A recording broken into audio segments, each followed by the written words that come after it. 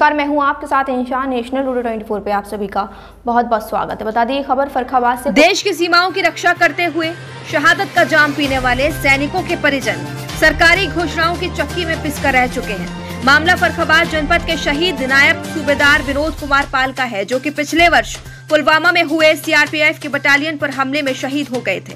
नायब सूबेदार पुलवामा के गोंगू क्रॉसिंग पर अन्य जवानों के साथ चेकिंग कर रहे थे कि तभी आतंकियों ने हमला कर दिया और वह बुरी तरह से जख्मी हो गए।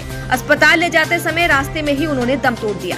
शहीद पार्क की बदहाली, शहीदों को भुलाने, झूठी घोषणाओं को लेकर भी परिवारजनों में खास रोष फैल रहा है। सरकार ने शहीद के नाम पर ऐसी घोषणाएं कर तो दी, लेकिन एक वर्ष बीत जाने के बाद भी एक भी पूरी नहीं की जा सकी। कभी ठंड में ठिठुर कर देख लेना, कभी तपती धूप में जल के देख लेना, कैसे होती है हिफाजत मुल्क की, कभी सरहद पर चल के देख लेना। भारत की सीमा का मुख्य उद्देश्य देश की रक्षा और राष्ट्र की एकता को सुनिश्चित करना, देश को बाहरी और आतंकी खतरों से सुरक्षा प्रदान करना, वहीं सीमा पर शांति सुरक्षा को बनाए रखना है। देश के सैनिकों के बलिदान का कर्ज हम कभी भी नहीं चुका सकते हैं। वो कड़ाके की ठंड में, धूप बरसात में दिन रात सरहद की सुरक्षा करते हैं और उन्हीं की वजह से आज हम अपने घरों में चैन की नींद ले पाते हैं। सीआरपीएफ के नायब सूबेदार विनोद कुमार पाल, उम्र 53 वर्ष, कायमगंज क्षेत्र के गांव नगला विधि के मूल निवासी थे। कुछ महीने से उनका परिवार मोहल्ला दत्तू नगला नई कॉलोनी में रहने लगा।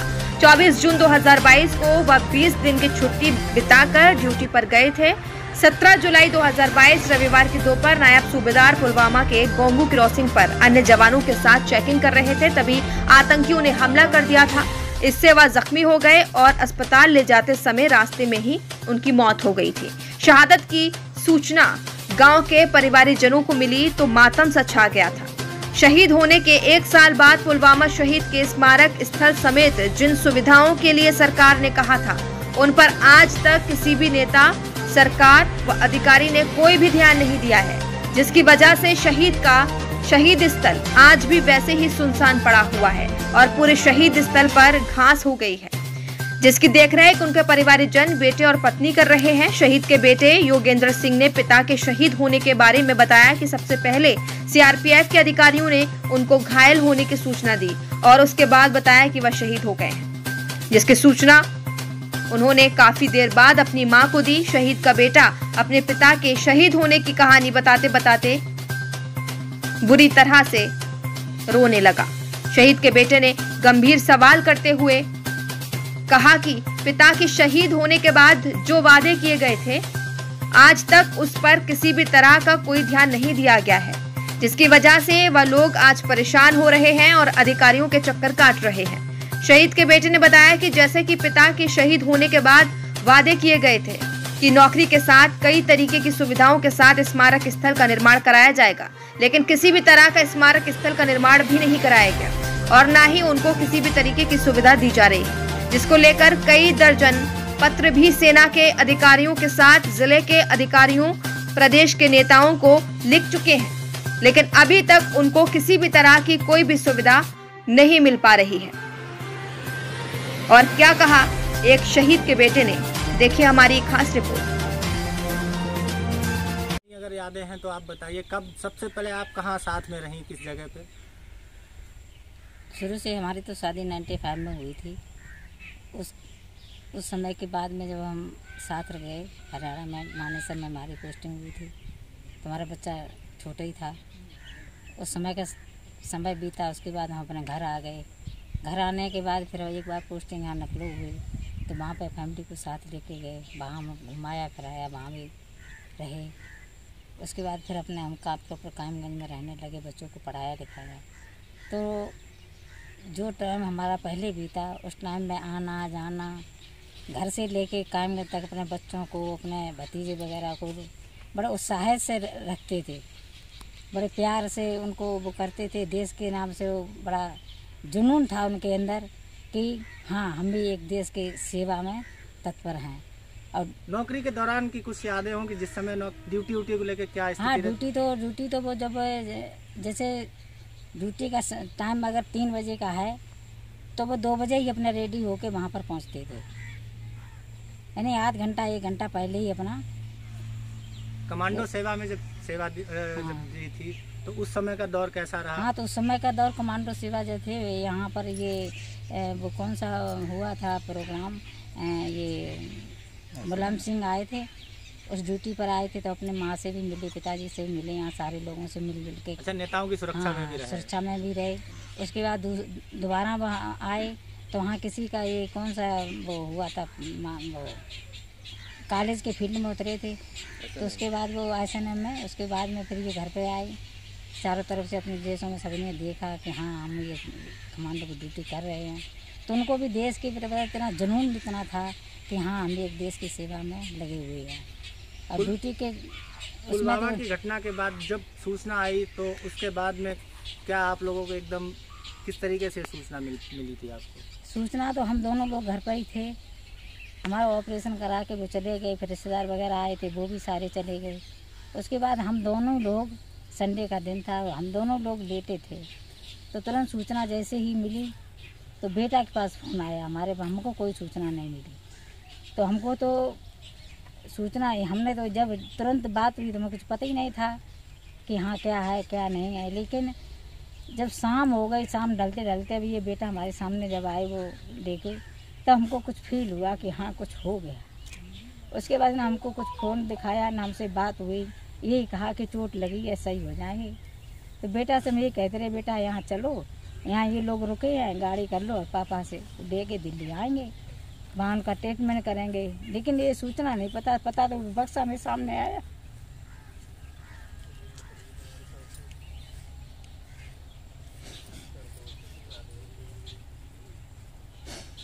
आज सरकार की तरफ से कोई सुविधाएं आप लोगों को मिल पा रही है? कोई सुविधाएं नहीं मिली। ये जिस तरीके से जो समाधि स्थल है जहाँ पर उनकी अंत्येष्टि हुई, उसका भी कोई भी विकास कुछ नहीं हुआ। हमें लोग अपने बेटा है, हमारे घर परिवार वाले जी इसको संभालते हैं, देख रेख करते हैं। सरकार से आप क्या कहना चाहेंगे? सरकार से यही कहना चाहते, जो भी घोषणा की आज दिन तक मेरा कुछ हुआ ही नहीं, हमारे साथ बिल्कुल है ही नहीं, किसी प्रकार का कोई कदम ही नहीं उठा रहे।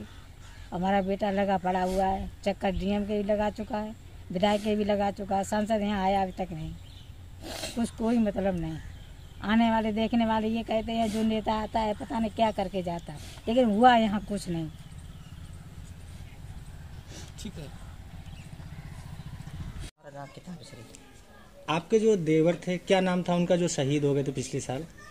विनोद कुमार। कैसे नौकरी के उस समय की कुछ यादें हो जब नौकरी ज्वाइन करी थी? भर्ती देखते थे खूब, गए और फिर उसके बाद में उनकी नौकरी लग गई। और बचपन में रहे, बनाओ खिलाओ भाई, यही तो हमको याद है। छोटे थे हाँ, और बड़ी दौड़ भाग करी है नौकरी के लिए, तब नौकरी उनकी लगी। अच्छा, जब पिछले साल ये जब दुर्घटना हुई पुलवामा में, तो आप लोगों को जब क्या सूचना मिली, किस तरीके से आप लोगों ने उस चीज़ को फेस किया? सूचना की तो बेटा हमको, हमारा छोटे वाले बेटा है ये गुलाबी शर्ट वाले, तो मैं इधर बैठे थे तो लला आए रोत भाई, तो हमें बोले हमें लिपटिए आए, तो हम बोले मम्मी लला का हो ये क्यों रो रहे, का बात भाई? आज हमारे मतलब हमारे देवर है बाहर, हमारे लला तीज बार और बिटिया भी हमारी इलाहाबाद में, तो हम लोग हम अपने मन में कहे कि हमारे 3 लोगों में आज किसी को कछु भी हुआ है। हम कहा लला का हो, लला का हो, लला बोले ना। फिर लला ने बहुत देर बाद कही जा के गोली मार दी। तो उसके बाद में जब अभी आप ये यहाँ आपके गांव में ही अंत्येष्टि हुई उनकी, कोई सरकार की तरफ से आज तक आप लोगों को किसी भी तरीके की कोई सहायता या कुछ मिल पाया? कुछ नहीं मिलो भाई। घर की स्थिति बहुत खराब है आपके यहाँ, क्योंकि पूरे में झाड़ियाँ उगी हुई हैं। तो सरकार की तरफ से कुल मिला के ऐसा हमें कुछ नहीं मिलो। क्या आप क्या कहना चाहेंगे, सरकार किस तरीके से आपके गांव को डेवलप करे, आप लोगों को व्यवस्थाएं करे? ये चाहते हैं कि बढ़िया उनकी जो दरी है उनको वहाँ पर अच्छी बनी वो चाहिए, अब लला चाहें उनको सर्विस मिली वो चाहिए, जो भी अब ये चाहें दोनों लोग तो बढ़िया से हुई वो चाहिए। जो हमारे सब कुछ बिगड़ यो देवर चले गए हैं, तो इनकी जो मांग है तो इनकी पूरी हुई वो चाहिए। 1 साल में अभी कुछ नहीं हुआ? अब कुछ नहीं हुआ। और यहाँ पर लला हमारे मतलब है यहाँ पर बन जाए वो चाहिए सब चीज़। ठीक है बस। वो बात बोली जाती है, वो वर्ड्स दिमाग में बैठ गए हैं कि यहाँ तुम्हारे पापा को गोली लगी हुई है। और मेरा ये कहना है कि अभी तक जितने भी एक साल बीत गया है। एक साल के बाद में जो वादे आप लोगों से किए गए, उन वादों पे क्या हुआ? अभी मैं भी ये देख पा रहा हूँ कि यहाँ की स्थिति बहुत अच्छी नहीं है। तो क्या आपको लगता है कि आपकी क्या सहायता सरकार ने की अभी तक? सरकार द्वारा मेरी कोई सहायता नहीं हुई है। हाँ, राशि जो होती है वो दी गई है, वो तुरंत दी गई है। हमारा सीआरपी की तरफ से जो था वो सारा क्लियर हो रखा है। पैसों में कोई दिक्कत नहीं, लेकिन जो वादे किए जाते हैं कि हाँ आपको हम जॉब देंगे, आपके हमारा स्मारक बनवाएंगे, सरकार का नामकरण करना, रोड का नामकरण करना, जो शहीद के दर्जे होते हैं उनमें से एक भी काम नहीं हुआ। मेरी जॉब को लेके बोला गया था कि आपको जॉब दी जाएगी, उसका भी कोई काम नहीं हुआ। हमारे द्वारा कम से कम ना तो 20 से 30 एप्लीकेशन सरकार को दिए गए, 20 से 30 एप्लीकेशन डीएम को दिए गए। हर एक विभाग के पास मेरा एप्लीकेशन है। शहीद विनोद कुमार के नाम से एप्लीकेशन जरूर गया है हर एक विभाग के ऊपर। यहाँ तक कि हमने गृह राज्य को अपना जो है वहाँ तक भी डाला है हमने। सीआरपीएफ ने, हमारे जो है कमांडेंट है हमारे सीआरपीएफ के, उन्होंने भी भेजा है हमारे यहाँ के डीएम को। लेकिन हमारे यहाँ के ना डीएम को कोई कुछ लेना देना, हमारे यहाँ के ना विधायकों को ना सांसद को। आज तक की यहाँ तक है कि हमारे यहाँ के सांसद भी यहाँ तक नहीं आए हुए हैं। हम ये मानना चाहते हैं कि अगर सांसद है, अगर विधायक है, प्रतिनिधि है हमारा, तो उसको शहीद के आना चाहिए। सरकार द्वारा ये घोषणा भी की गई थी कुछ साल पहले कि अगर शहीद हुआ है तो उसके यहाँ भी मेले लगेंगे। लेकिन हमारे यहाँ का शहीद अगर शहीद हुआ है उसके यहाँ विधायक भी नहीं आता चल के, क्योंकि अगर घर वाला फोन करे उनको फिर भी वो लोग नहीं आते हैं। उनका काम सिर्फ वोट मांगने के लिए चक्कर में और कोई नहीं है। आज जो है ये स्मारक की स्थिति है कि यहाँ पे घास उगा है, तो आप लोग इसको कैसे? अब हम लोगों का ये कहना, अब हम लोग भी अपने मैं पढ़ता हूँ। अभी क्या हुआ है कि हमें 1 साल से ना पढ़ाई हो रही है मेरी ना कुछ, क्योंकि काफ़ी बड़ा हमारा परिवार खुद का बड़ा है, खेती है हमारा और हमारे घर भी हैं। तो हम अभी उसी में मैनेज करने में लगे, क्योंकि सब कुछ वहीं से वहीं बिखर गया था। सारी रिस्पॉन्सिबिलिटी मेरे ऊपर आ गई थी, तो उसको बनाने में हमें 1 साल लग गई है। हम लोग सिर्फ इसकी सफाई जब करते हैं, जैसे कि अब हमें कोई प्रोग्राम करना है, 17 तारीख हुई, हमारा पापा का पुण्यतिथि था, हम लोगों ने उसकी सफाई करी। 15 अगस्त हुई, हम लोगों ने सफाई की। टाइम बीच में मिला तो हम लोगों ने सफाई की। हम लोगों ने यहाँ तक कि सरकार को बोल रखा है, सरकार को एप्लीकेशन दिए है कि जल्दी जल्द हमारा काम करवाया जाए। हमारे जब तुम वहाँ के यहाँ पे हमारे माननीय वो धर्मपाल सिंह जी आए थे, उनका कहना था कि उन्होंने हम लोगों को आश्वासन दिया था कि हम आपके यहाँ का नामकरण किया जाएगा, प्लस हमारे को बेटे को मतलब नौकरी, मतलब मेरे को, और शहीद स्मारक। उसमें से अभी तक 1 साल हो गई, कोई काम नहीं हुआ, कुछ नहीं हुआ। आप जैसे कि देख सकते हैं पीछे बिल्कुल ना कोई काम है ना कुछ। हमारे यहाँ के प्रधान कि उनको कोई लेना देना नहीं है यहाँ की सफाई करना या नहीं करना। जो कुछ करना है सिर्फ हम लोगों को करना है, क्योंकि भाई हम लोग तो करेंगे। हमारे पापा गए और हमारे गाँव के लोगों के लिए उनका भाई गया है, तो वो लोग तो करेंगे यहाँ पे। हमारा मानना है कि सरकार क्या कर रही है, इस पे मेरा सवाल है। सरकार से आप क्या कहना चाहेंगे? सरकार से मेरा यही कहना है कि इस चीज शहीद को शहीद का दर्जा दिया जाए। शहीद को कोई एक आम इंसान जैसा ना रखा जाए। ये नहीं है कि हर एक आम इंसान को शहीद जैसा न माना जाए। शहीद होता है। किसी के जिससे उससे पूछो, जिसका बेटे से पूछो, उसकी माँ से पूछो, उसके भाई से पूछो कि जब शहीद होता है तो क्या होता है। किसी को नहीं पता है, किसी नेता को नहीं पता ये बात। ठीक है। अब इनकी बात अभी शुरू हुई थी उस समय पे, किस सन में ये भर्ती हुए थे? सन 1990 में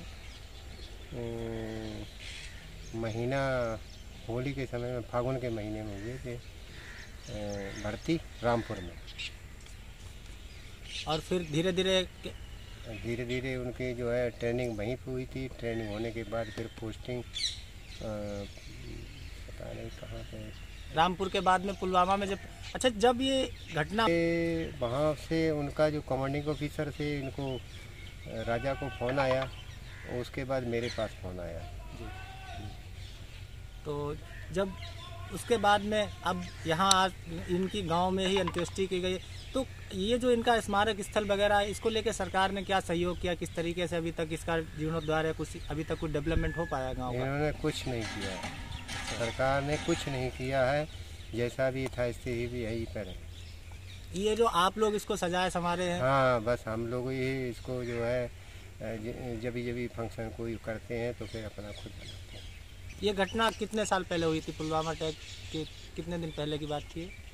ये अभी जुलाई में 1 साल हुए हैं। अच्छा, 1 साल हो गया। 17 जुलाई ख़त्म हुए थे और 18 को वहाँ यहाँ पहुँचे, 19 को इनका दाह संस्कार किया गया। ये जिस जगह पे इनका दाह संस्कार किया गया था, तो ये आपकी स्वयं की ज़मीन है सब? हाँ जी। अच्छा, इसको जीर्णोद्धार के लेके बहुत सारे वादे किए गए, तो क्या वादे अभी तक किसी भी तरीके से एक बार भी वो क्या अभी तक खरे उतरे हैं वादों? कोई वादा खरा नहीं करा। अच्छा, कोई डेवलपमेंट नहीं हुआ अभी तक। क्या कहना चाहेंगे आप सरकार से? सरकार से हमें ये कहना है कि हमारे कम से कम जो देश के ऊपर शहीद हुए हैं उनके बारे में कुछ विचार किया जाए। उनको जो मतलब जो उनको सुविधाएं दी जा गई हैं उन सुविधाओं को मिलनी चाहिए। क्या अब जो सुविधाएं सरकार की तरफ से मिलनी चाहिए वो नहीं मिल पा रहे हैं? कुछ नहीं मिली हमको।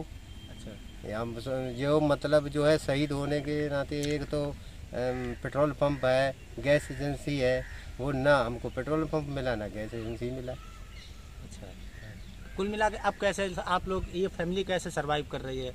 अब सरवाइव क्या कर रहे हैं, जैसे अब कॉमन मतलब फैमिली है तो अब वो तो कुछ न कुछ तो करना ही पड़ेगा उसके साथ में। बच्चे वगैरह आप क्या करते हैं इनके? बच्चे ये क्या है, इधर एक ही बच्चा है उनका अच्छा, और हमारे 3 बच्चे हैं। ठीक है। तो वो सब इधर ही हैं, अपनी खेती किसानी करते हैं। अच्छा, किसी को नौकरी वोकरी भी नहीं मिल पाई? नौकरी कहाँ मिली नौकरी? अच्छा,